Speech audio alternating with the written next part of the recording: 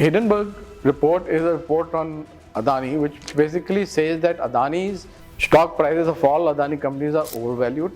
Adani has taken so much debt on its book that it will be unable to pay it, and it also alleged that Adani's accounting is a fraud. Now, what these troika of things did to Adani and Adani stocks was that the day that this report came out, Adani's stock price crashed and it touched the lower limit across exchanges, both NSE and BSE. Now, this gave an opportunity to people who are short sellers to basically make a buck. And in the case of Hindenburg said very openly that they had open positions in overseas derivative instruments which allowed them to short sell Adani stock. Why is it called a heist? Now, this is very important to understand that it was a heist because Hindenburg basically orchestrated the collapse or the fall in Adani's stock. And the way it did it is by weaponizing information. And the weaponization of information was using a report which had all the bells and whistles of claiming to be a research report, but which the only objective of that report was to make money for Hindenburg. And that it was successfully in doing, because the moment the report came out, social media was afire.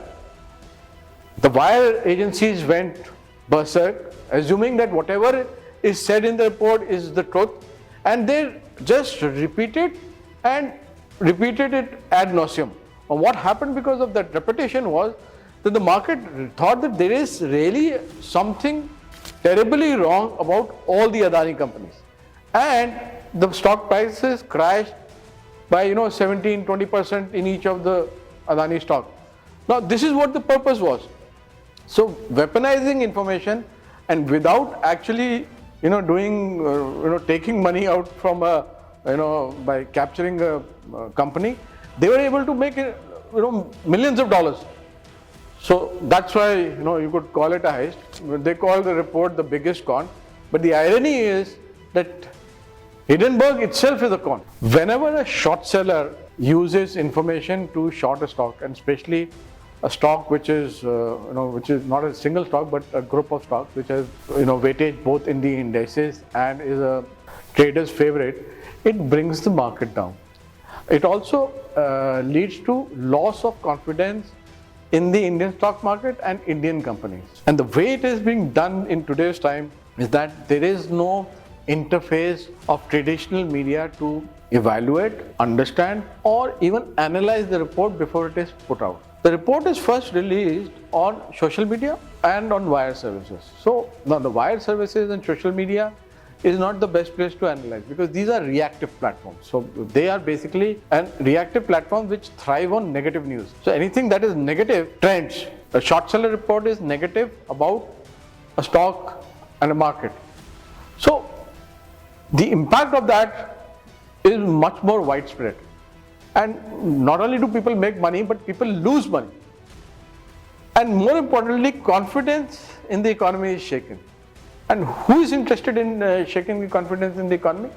It could be a foreign power, it could be, of course, a short seller, but it could also be somebody who is very keen to destabilize the economic system, the market systems. So that's why there is more to it than meets the eye. Supreme Court said that the best regulatory body to address all the issues the Hindenburg report raises is the Security and Exchange Board of India.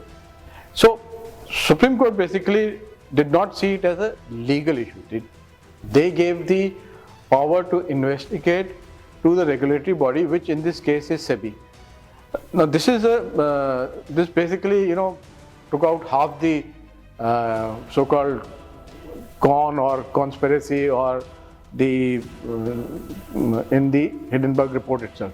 Because Supreme Court passed the investigation issue to SEBI, the market realized that this is not there is more, somebody who has capacity and capability will investigate this issue. And SEBI did investigate that issue, and SEBI came back to the Supreme Court and said that they do not find any merit in what Hindenburg has said. So all the charges that Hindenburg has made in its report are not worth its weight in paper. The objective of Hindenburg was to crash Adani stocks, and they succeeded in that. So since it's been exactly a year now that the Hindenburg report came out, most of Adani's stock have recovered from the fall that was triggered after the Hindenburg report.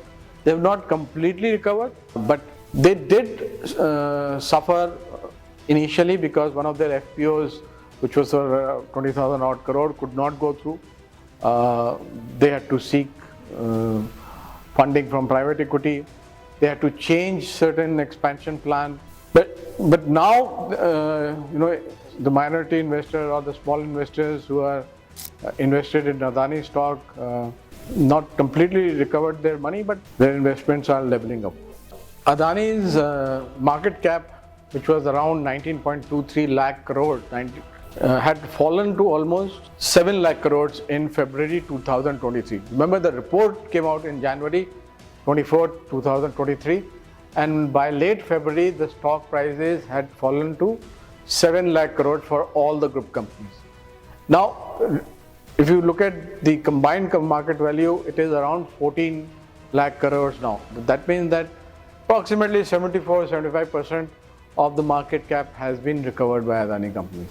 While Adani's stock has recovered over the last 1 year, it has been a bruising battle for Adani. Not just the fact that their market cap crashed, but regulators started looking in. The general sentiment among investors suffered. The Supreme Court admitted a petition. This is like the new battleground for corporate India. And corporates who are not prepared to address this, Hindenburg has given ideas to a lot of short sellers. They know that they can insinuate, they can create rumors, and those rumors can have a impact on a stock price that is actually beneficial for them.